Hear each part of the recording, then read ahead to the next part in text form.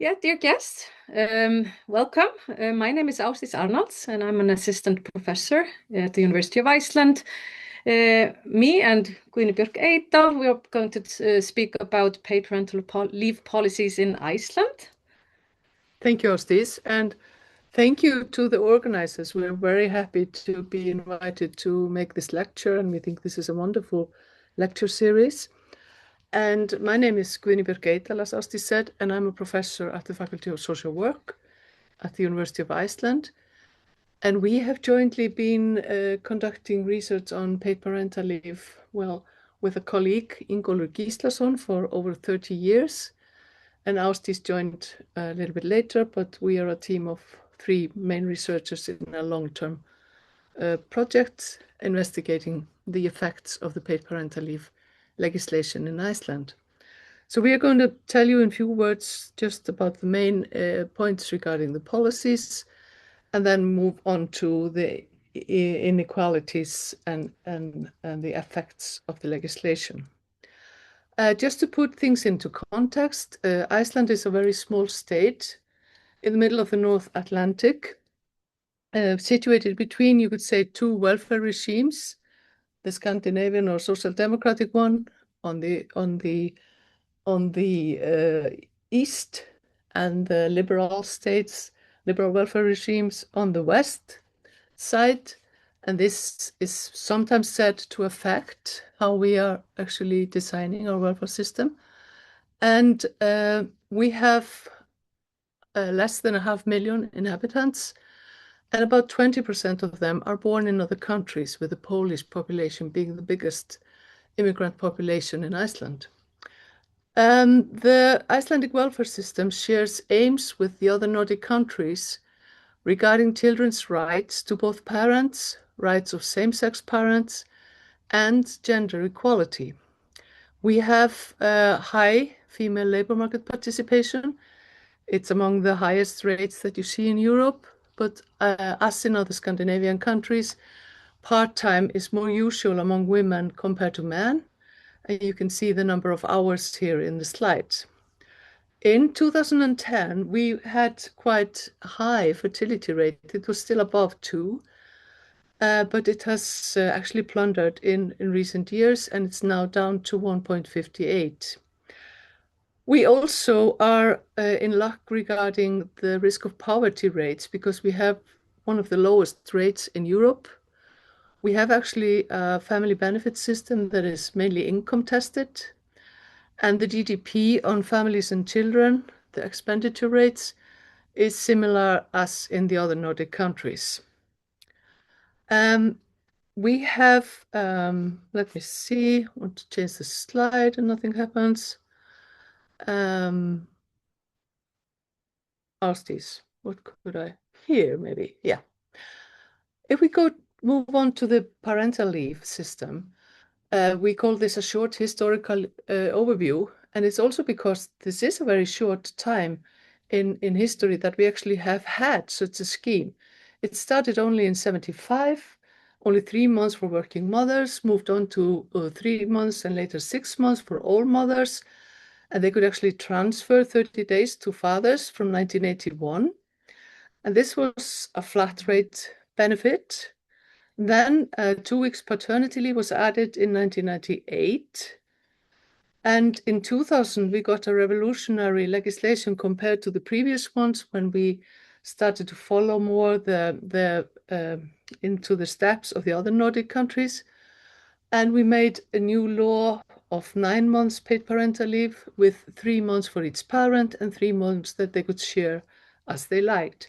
And this has since been extended and is now 6+6, as we will talk more about later.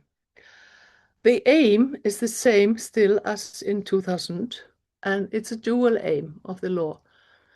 It's firstly to ensure children's care from both parents, and second, to enable both women and men to coordinate family life and work outside the home.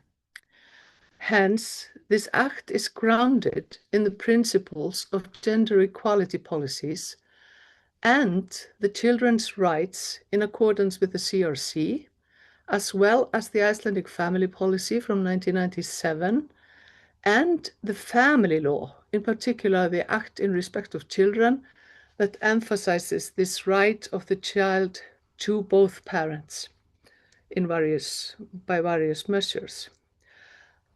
The leave policy as it looks today regarding the length of the leave is like this. Each parent is given 6 months, and these 6 months are divided into a 4.5 month that is earmarked or quota or non-resignable, and the rest of the leave, 1.5 months, can actually be transferred to the other parent.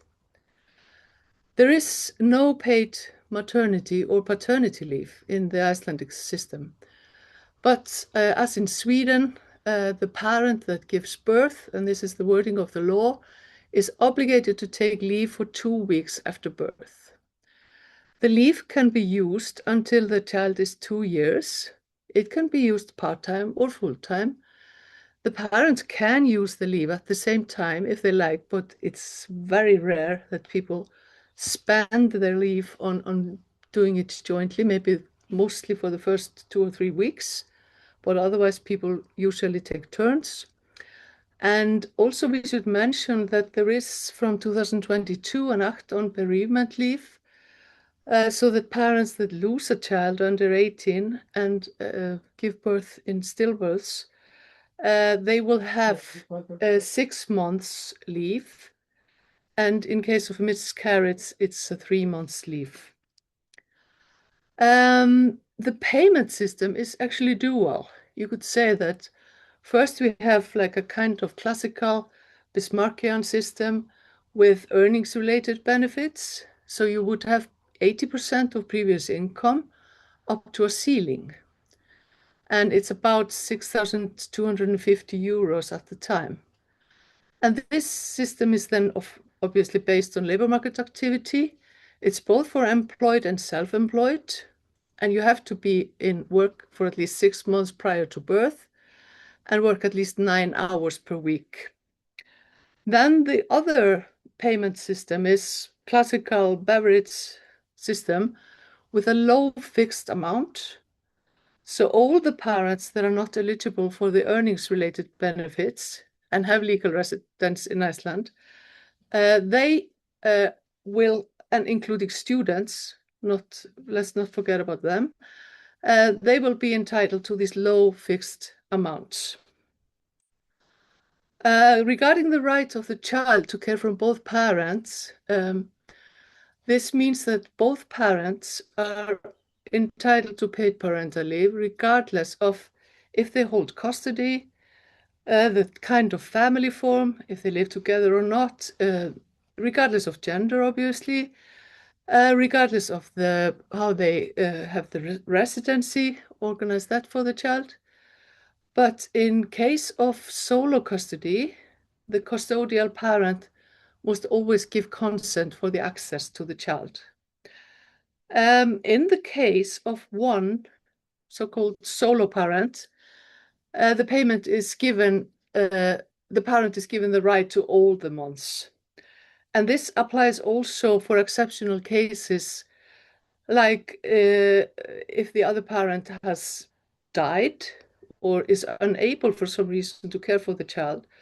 And these situations can be like if the parent is in prison, if it's in hospital, if there are restriction orders by court, etc.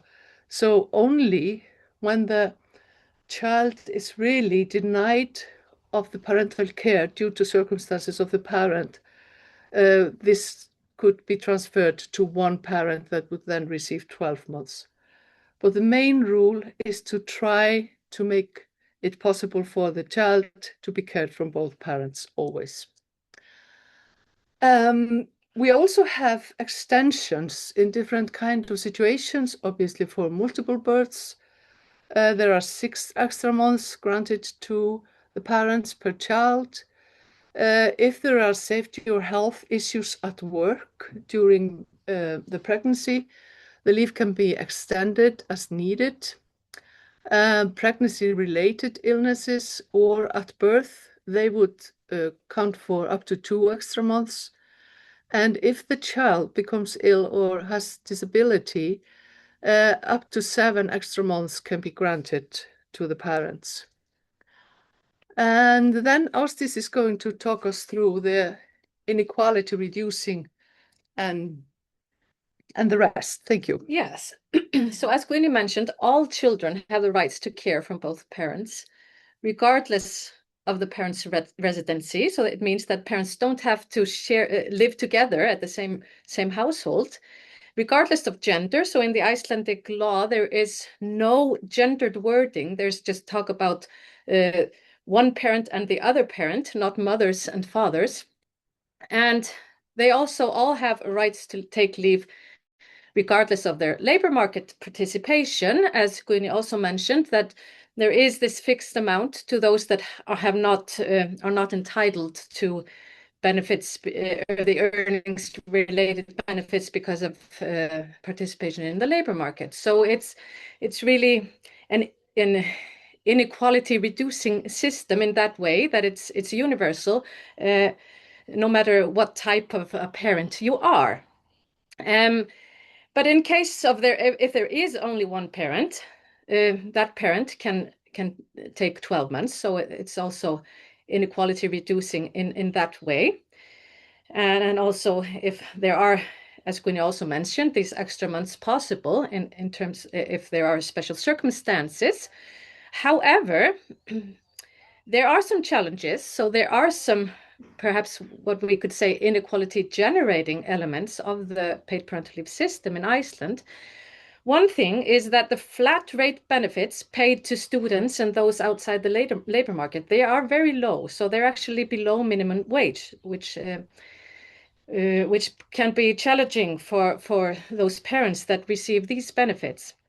And also the ceiling on paid parental leave benefits, there are a lot of, especially fathers, that have income above the ceiling, so they receive less payment during paid parental leave than they would have gotten while working.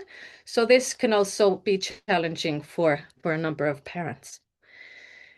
And now, in terms of take-up rates, here we show the average number of days used by mothers and fathers. So the orange is the average number of days used by mothers, while the purple bars show the average number of days used by fathers. So remember that before 2020, we had this 3+3+3 system. So there were 3 months for the mother or the parent giving birth, 3 months for the other parent, and then 3 months that parents could divide as they choose. What we can see here is that during this period from 2003 and up until 2020, fathers used about 90-something days on average, which means that they actually were using the 3 months that they were entitled to, the non-transferable period. However, the figure also shows that mothers mainly used their 3 months and the 3 months that parents could divide as they saw fit. Now, after 2021, the leave has become 12 months and the father's quota, or the quota for each parent, is 4.5 months. And what we can see that has occurred after the extension of the quota is that father's leave use has increased. Now, I mentioned before that the ceiling on parental leave benefits could be challenging for some groups of parents. So here I show you the take-up rates for fathers broken down by income quartiles. What we can see that in the recent years, the fathers that are taking the least amount of leave, those are the fathers in the highest income quartile. And the most plausible explanation is that they have an income above the ceiling, so it's too much of a reduction in salaries to go on long leaves. But if we speak a bit about the gender equality outcomes of our leave system, we have done surveys repeated surveys among parents where we ask about how they divide the care for their child.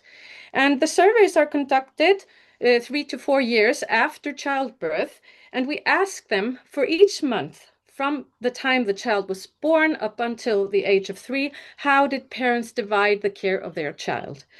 And here we can see that the gray line from 1997, the lightest one in color, it shows how parents divided the care of a child who was born before the quotas were enacted in the year 2000. What we can see here is that it was very uncommon, especially during the first year, that parents divided the care of their child equally. The mother was the main caregiver, the dotted line on top. The mother was the main caregiver throughout the whole period.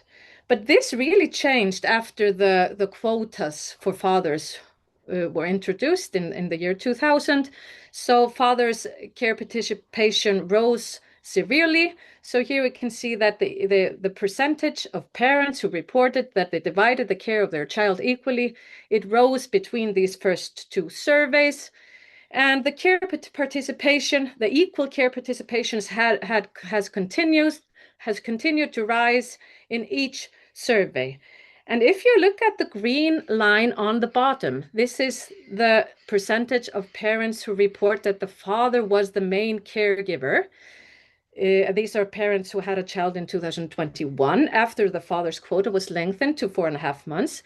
Notice that the rise in the percentage that report that the father is the main caregiver.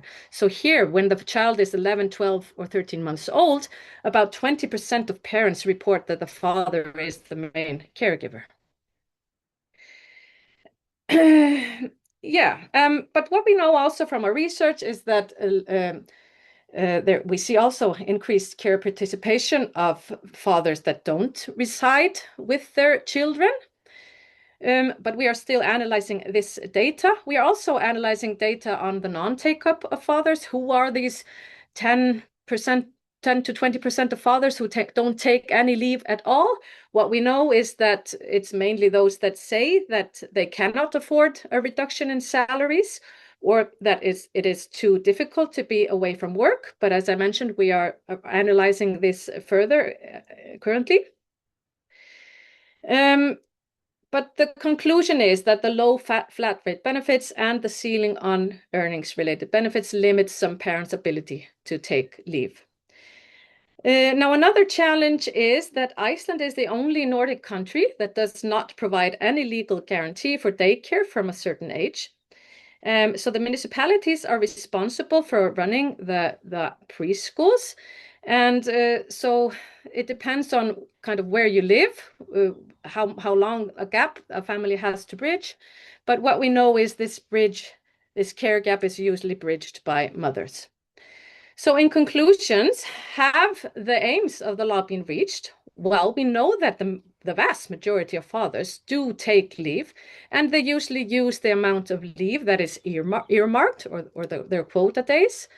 We also know that mothers use both their quota and the part of the leave that parents can divide as they see fit, or the transferable part. And we also know that the extension of the leave has translated into expansion of father's care. But due to the longer leave of mothers, the motherhood penalty is still a challenge in the case of Iceland. So thank you.